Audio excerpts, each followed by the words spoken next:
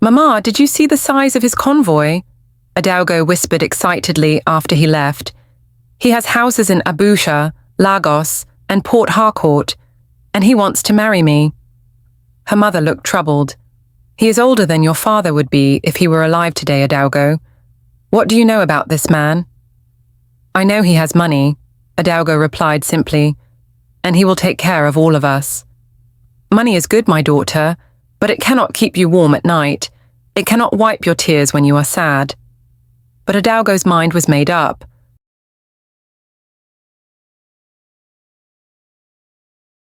In the bustling town of Umuahia, where the red dust of the earth colored everything during Harmattan and the rains washed it all away during the wet season, lived a young woman named Adaugo. She was known throughout the 7 villages for her beauty: skin smooth like shea butter, eyes bright as the morning star, and a figure that made other women whisper jealously behind their palms. But Adaugo's beauty was both a blessing and a curse, for it made her prideful. "Beauty without hard work is like soup without salt," her mother would often warn, but Adaugo would simply toss her head and laugh, certain that her beauty alone would secure her future. Their compound sat at the edge of town, a modest collection of buildings with zinc roofs that gleamed silver under the harsh sun. Adaugo shared a small room with her 2 younger sisters, while their mother struggled to keep the family fed after their father had died 3 rainy seasons ago. "Adaugo, you must help with the gari we're selling tomorrow," her mother called one evening, as Adaugo prepared to meet her friends at the village square, where young people gathered to dance and flirt under the watchful eyes of elders. "Mama, those boys from the university will be there tonight," Adaugo protested, adjusting her wrapper, made from cheap but colorful ankara. "One of them might want to marry me, then all our problems will be over." Her mother sighed deeply, the wrinkles around her eyes deepening. "Marriage is not a lottery ticket, my daughter. It is hard work and understanding. Look how I loved your father until the day he joined our ancestors." But Adaugo had already slipped out the door, her laughter trailing behind her like perfume. At 26, Adaugo had rejected 3 suitors already: a carpenter's apprentice, a school teacher, and a civil servant. None of them had the money she desired. Her friends were already married with children strapped to their backs, but Adaugo wanted more than their lives of endless toil. "Why settle for gari when you can have pounded yam with a goosey soup every day?" she would say, making them laugh, even as they shook their heads at her foolishness from their perspective. That evening at the village square, under the ancient Iroko tree where the community gathered, something unusual happened. A convoy of 3 shiny SUVs pulled up, their engines purring like satisfied lions. The music from the local DJ speakers could barely be heard over the whispers that swept through the crowd. "That is Chief Obiekwe," someone said, "the one who made his money in oil and gas in Port Harcourt." "What is he doing in our small town?" another wondered. Chief Ezekiel Obiekwe stepped out of the middle vehicle, his rotund figure dressed in an expensive agbada made from the finest lace. Gold rings adorned his fingers, and a heavy chain hung around his neck. At 58, his hair had grey patches and deep lines marked his face, but wealth gave him a different kind of attractiveness. His eyes scanned the crowd and landed on Adaugo. Adaugo felt the weight of his gaze, like a physical touch. She straightened her back and met his eyes boldly. When he smiled, revealing a gold tooth among otherwise white teeth, she smiled back. "Who is that beautiful young woman?" Chief Obiekwe asked his assistant loudly enough for everyone to hear. "That is Adaugo, daughter of late Mazi Okonkwo," someone answered quickly. "Adaugo," the chief repeated as if tasting her name. "Come, let me buy you a drink." Her friends nudged her forward, whispering excitedly. "Go. Don't you see the type of cars he drives? This is what you've been waiting for." And so began Adaugo's courtship with Chief Obiekwe. He visited her family's compound the very next day, bringing gifts of expensive wrapper material for her mother, cartons of biscuits for her siblings, and a solid gold necklace for Adaugo. "Mama, did you see the size of his convoy?" Adaugo whispered excitedly after he left. "He has houses in Abuja, Lagos, and Port Harcourt, and he wants to marry me." Her mother looked troubled.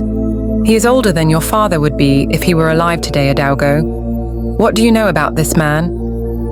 "I know he has money," Adaugo replied simply, "and he will take care of all of us." "Money is good, my daughter, but it cannot keep you warm at night. It cannot wipe your tears when you are sad." But Adaugo's mind was made up. Within 2 weeks, Chief Obiekwe had paid her bride price, giving her family more money than they had ever seen. The wedding was the talk of the entire local government area. 3 cows were slaughtered, palm wine flowed like water, and a popular high-life band from Enugu played until dawn. Adaugo wore the latest lace from Switzerland, her hair styled elaborately, gold jewelry dripping from her neck, wrists, and ankles. As she danced with her new husband, her friends looked on with envy. "She has made it," they whispered, "from Gary to Champagne." After the wedding, Adaugo moved into Chief Obiekwe's mansion in Port Harcourt. The house was bigger than any building she had ever entered. Marble floors, crystal chandeliers, a swimming pool in the back, and servants who called her Madam and obeyed her every command. Chief bought her a car of her own, a sleek red Mercedes that she couldn't even drive yet. He gave her a credit card and told her to buy whatever she wanted. "My wife must look the part," he said proudly, patting her hand. "When my business associates see you, they must know that Chief Obiekwe marries only the best." For the first few months, Adaugo was in heaven. She spent her days shopping in the finest boutiques, getting treatments at expensive spas, and lunching with the wives of other wealthy men. Her Instagram page, once filled with poorly lit selfies in cheap clothes, now showcased her new lifestyle. Her followers multiplied by the thousands. From grass to grace, she captioned one photo of herself, lounging by the pool in designer sunglasses. She sent money home regularly, bought her mother a new refrigerator and television, and paid her sister's school fees at a private school. When she visited the village, she distributed crisp Naira notes to relatives and neighbors, enjoying their praise and admiration. "See how God has lifted our daughter," they said to her proud mother. "She will never suffer again." But as the novelty of wealth began to wear off, Adaugo noticed things about her new life that troubled her. Chief Obiekwe was often away on business trips that lasted days or weeks. When he was home, he spent most of his time in meetings or on the phone, speaking in hushed tones that fell silent when she entered the room. There were other things too, like the way the other big men's wives sometimes exchanged knowing glances when she spoke of her husband's devotion, or how his phone would ring late at night, and he would step outside to answer. One afternoon, as Adaugo was trying on new clothes in her massive walk-in closet, she heard Chief on the phone in their bedroom. "Yes, I told them the shipment will arrive next week.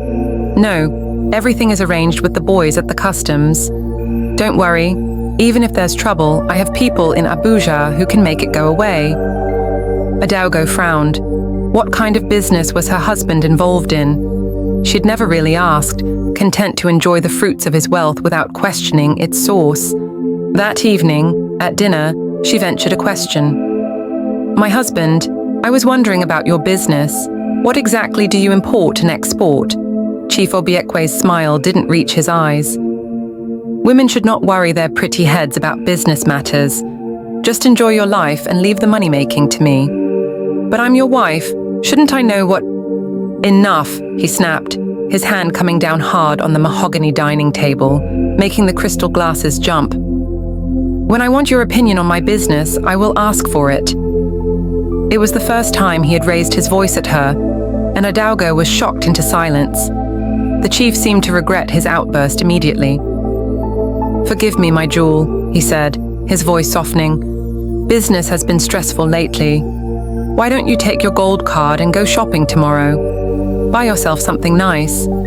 And so Adaugo learned to stop asking questions. But her husband's periodic anger became more frequent. Small things would set him off. The food not being hot enough, a misplaced document, or even the way she laughed too loudly when his friends were around. "A chief's wife must be dignified," he scolded her one night after a dinner party. "You're not in the village anymore." Adaugo tried to adapt, to become the perfect wife he wanted. She hired a tutor to teach her proper etiquette, learned which fork to use for fish and which for salad, and practiced speaking English without her village accent. But nothing seemed to please him for long. 6 months into their marriage, Chief Obiekwe's business took a bad turn. There were hushed phone calls, emergency meetings late into the night, and visits from stern-looking men in dark suits. "What's happening?" Adaugo finally gathered the courage to ask one night. The chief was drinking heavily, something he rarely did. "Some shipments were seized at the port," he said vaguely. "Some people are asking questions they shouldn't be asking." "Is it serious?" He laughed bitterly. "Serious enough that we might need to leave the country for a while, if things don't work out." Adaugo's heart raced. "Leave Nigeria? But what about my family? My mother and sisters?" "Your family," he sneered. "I've given them enough already. Or did you think my money tree would bear fruit forever?" The next morning, Chief Obiekwe left early, saying he had meetings in Abuja.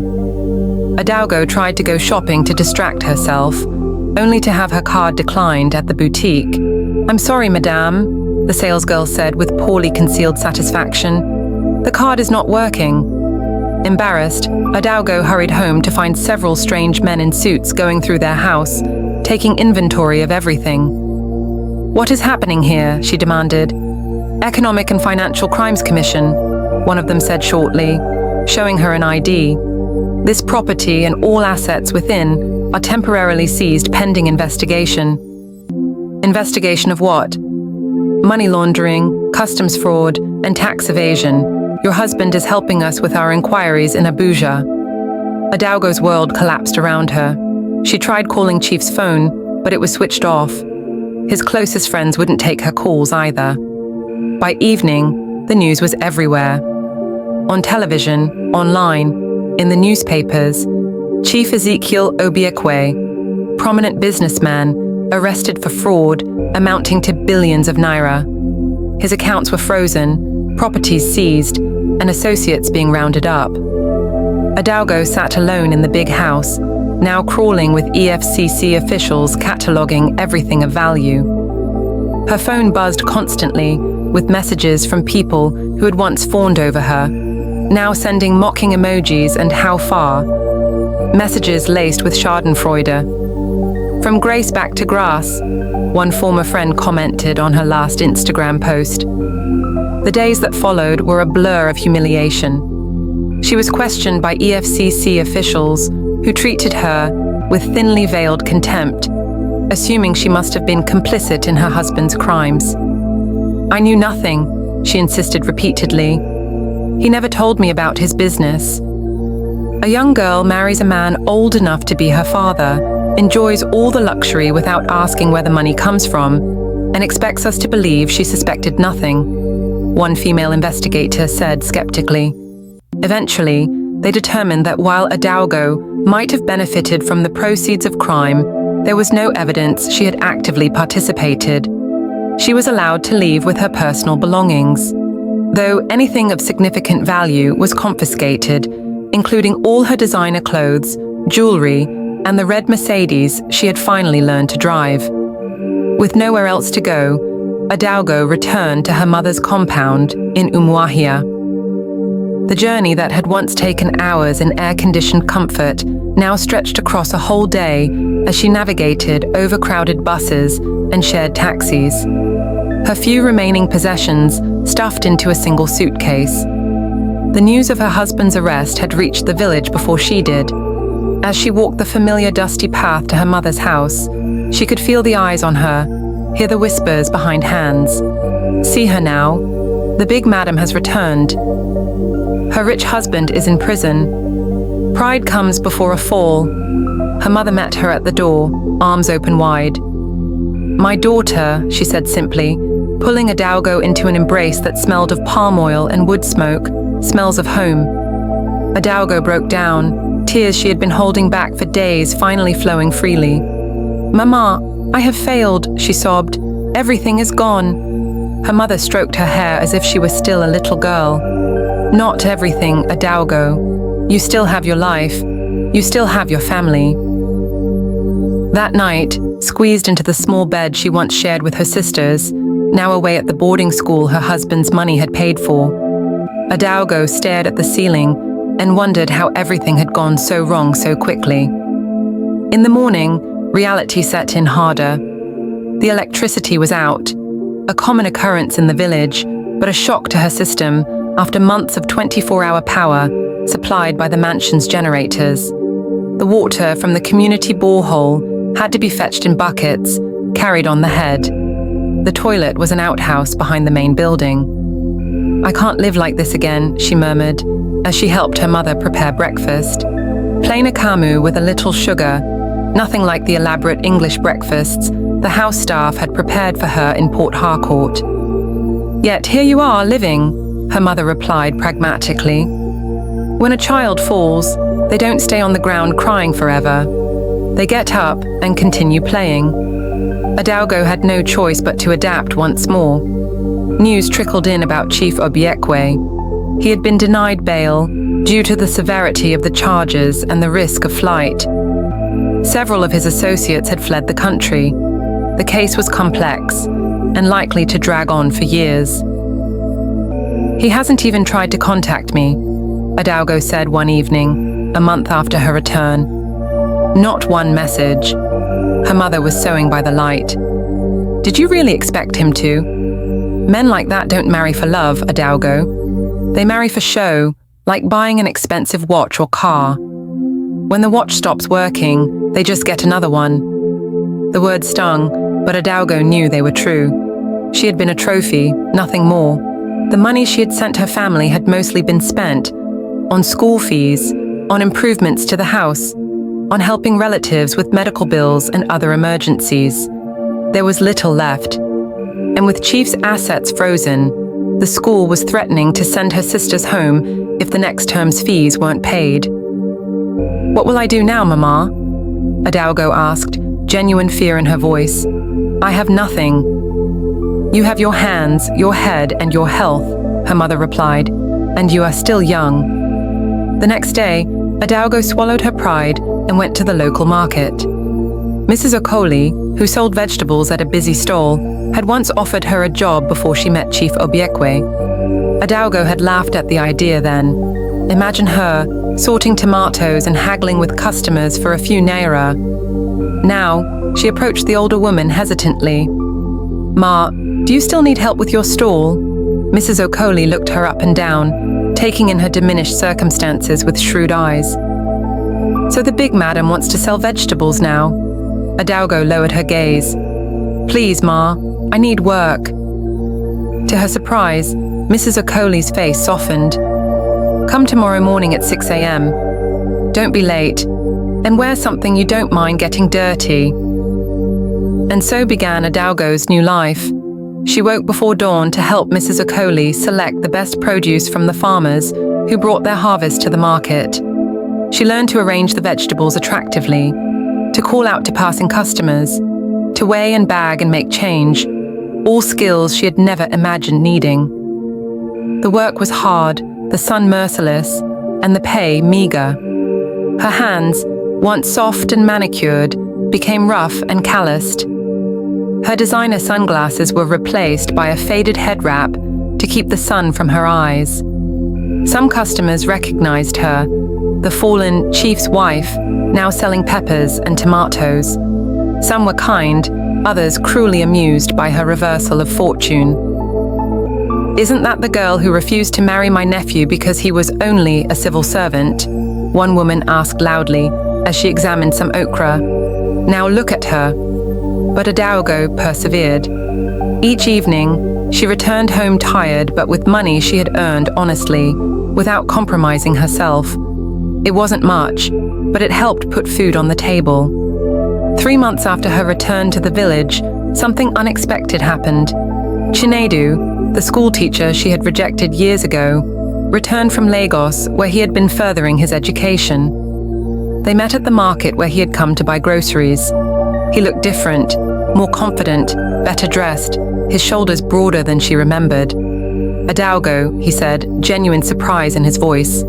"I heard you had returned." She touched her head wrap self-consciously, aware of her faded wrapper and the sweat on her brow. "Chinedu.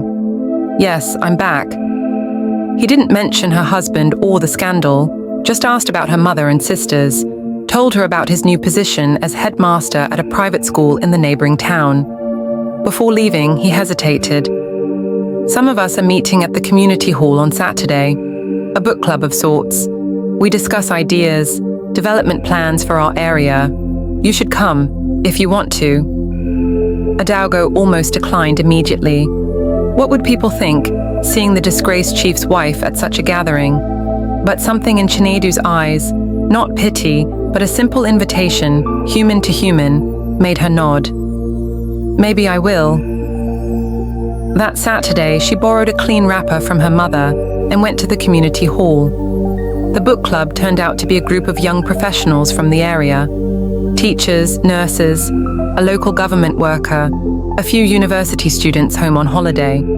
They were discussing ways to improve literacy in the village schools. Adaugo sat quietly at first, listening as they debated approaches and resources. Then Chinedu asked for volunteers to help teach adult literacy classes in the evenings.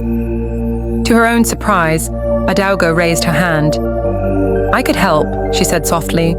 "I finished secondary school before everything." The room fell silent for a moment, then Chinedu smiled. "Excellent. We need all the help we can get." And so Adaugo found herself teaching basic reading and writing to market women, farmers, and others who had never had the chance to get an education. Many were older than her, some old enough to be her parents, yet they called her teacher with respect. During the day, she continued working at Mrs. Okoli's vegetable stall, but now with a new purpose. Her earnings, combined with the small stipend from the literacy program, funded by a foreign NGO, allowed her to pay her sister's school fees for one more term. Gradually, people in the village began to see her differently. Not as the fallen big madam, but as Adaugo, who taught their mothers to write their names instead of using thumbprints at the bank. Adaugo, who organized a small cooperative with other market women to buy produce in bulk at better prices. Adaugo, who no longer walked with her nose in the air, but greeted everyone with genuine warmth. Chinedu became a friend, stopping by the market to chat, bringing her books for the literacy program, sometimes walking her home in the evenings. Unlike the boys who had pursued her before, he never flattered her or tried to impress her with grand promises. He simply treated her as an equal, someone whose thoughts and dreams mattered. One evening, as they walked the dusty path to her compound, Chinedu asked, "Have you heard anything more about your husband's case?"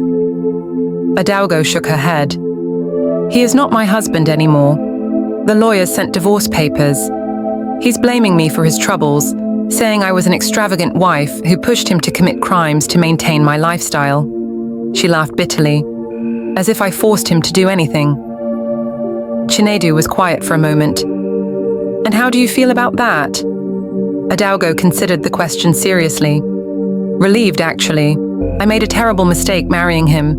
I thought money would solve everything, make me happy, but I was more miserable in that big house than I ever was here. And now," she looked around at the familiar landscape, the ancient Iroko tree where children played, the small farms with cassava and yam plants pushing through the soil, the smell of suya from a nearby stand. "Now I'm starting to remember who I really am. Not Chief's wife, just Adaugo." A year after her return to the village, Adaugo had saved enough money to rent a small shop near the market. With advice from Mrs. Okoli and a small loan from the women's cooperative she had helped establish, she started a business selling not just raw vegetables, but prepared food. Moi moi wrapped in leaves, jollof rice in convenient packages for workers, fresh fruit salad for school children. Her tiny shop became popular, especially with young people who appreciated the clean environment and her innovations, like a special pepper sauce that soon had customers coming from neighboring villages.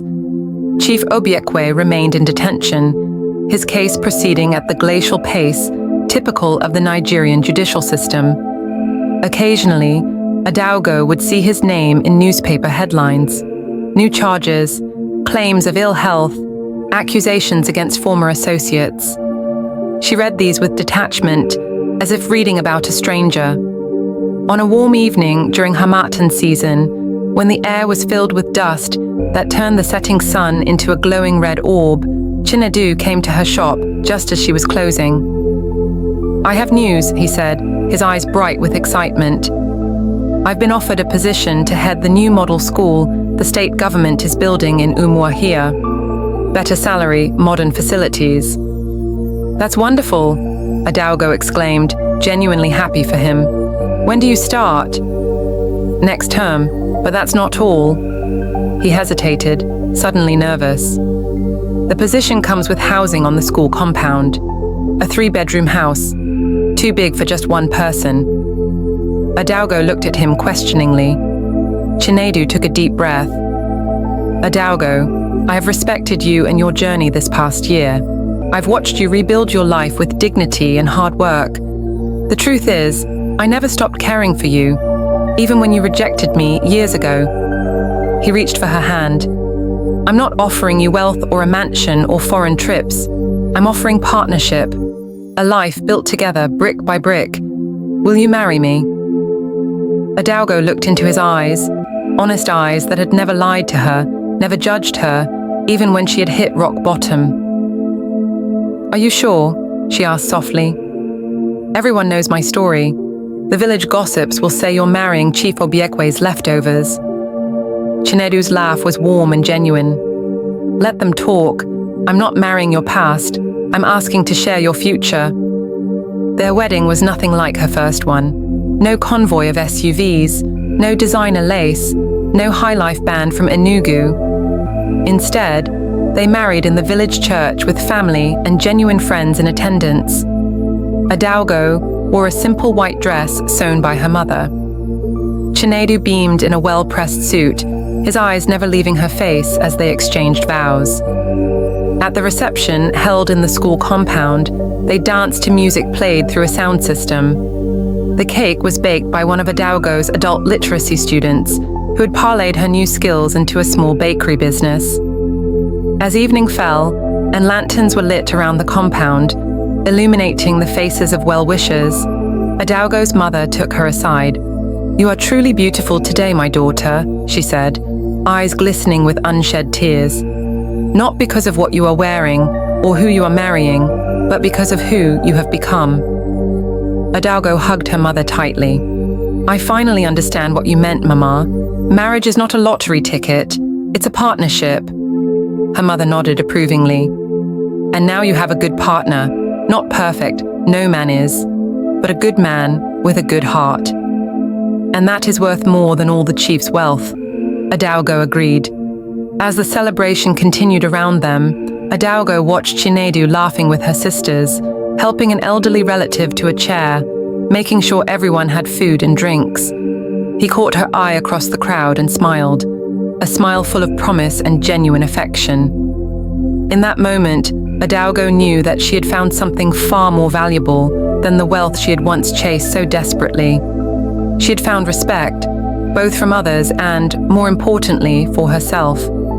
She had found purpose in her work, both at her food shop and in teaching others. And she had found love, not the shallow adoration of a man looking for a trophy wife, but the deep, sustaining love of a partner who saw her true worth. The gossip still whispered sometimes when she passed. "That's the one who married Chief Obiekwe, the criminal," they would say. But increasingly, those whispers were drowned out by different comments. "Her pepper sauce is the best in the market. She taught my mother to read at age 60.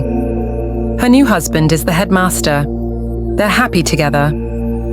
5 years after her disastrous first marriage, Adaugo stood outside the 3-bedroom house on the school compound, watching her 3-year-old daughter chase butterflies in the small garden they had planted together. Inside, Chinedu was preparing Sunday dinner. He had turned out to be a surprisingly good cook, especially with soups. Her food business had expanded to 2 locations, employing several young women from the village. The adult literacy program she still volunteered with had received recognition from the state government. Her sisters had both finished school and were pursuing higher education. Life wasn't perfect. They struggled sometimes to make ends meet. Chinedu occasionally grew frustrated with the educational bureaucracy and brought his worries home. But in the evening, when they sat together on their small veranda, talking about their day or their dreams for their daughter's future, Adaugo knew she had something that all of Chief Obiekwe's money could never have bought her: contentment. "What are you thinking about so seriously?"